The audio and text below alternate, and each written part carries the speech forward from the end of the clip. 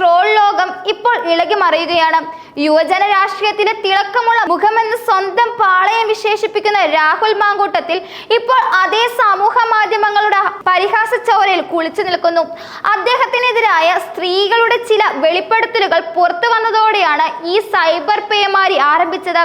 എന്നാൽ ഈ മഴയുടെ ഉറവിടം രാഹുലിന്റെ പുതിയ വിവാദങ്ങൾ മാത്രമല്ല, മറിച്ച് അദ്ദേഹത്തിന്റെ പഴയ പുരോഗമനപരമായ നിലപാടുകളാണ്.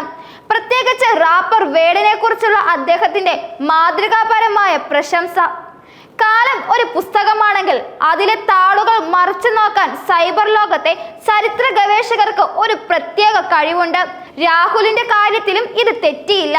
യൂത്ത് കോൺഗ്രസ് അധ്യക്ഷനായി ചുമതലയേറ്റ ശേഷം നടന്ന പ്രവർത്തന സമിതി യോഗത്തിൽ അദ്ദേഹം നടത്തിയ ഒരു പ്രസംഗം ഇപ്പോൾ ട്രോൾ ഗ്രൂപ്പുകളിൽ ഹിറ്റായി ഓടിക്കൊണ്ടിരിക്കുകയാണ്. അതിൽ അദ്ദേഹം പറഞ്ഞത് പുതിയ തലമുറയെ ആകർഷിക്കുന്നതിൽ റാപ്പർ വേടനെ മാതൃകയാക്കണമെന്നായിരുന്നു. ഒരു യുവജന നേതാവ് മറ്റൊരു കലാകാരനെ വാഴ്ത്തിപ്പാടിയതിൽ ഒരു തെറ്റുമില്ല. പക്ഷേ രാഹുൽ വാഴ്ത്തിയത് ആരാണെന്നും എന്ത് സാഹചര്യത്തിലാണെന്നും സോഷ്യൽ മീഡിയ ഓർമ്മിപ്പിക്കുന്നു.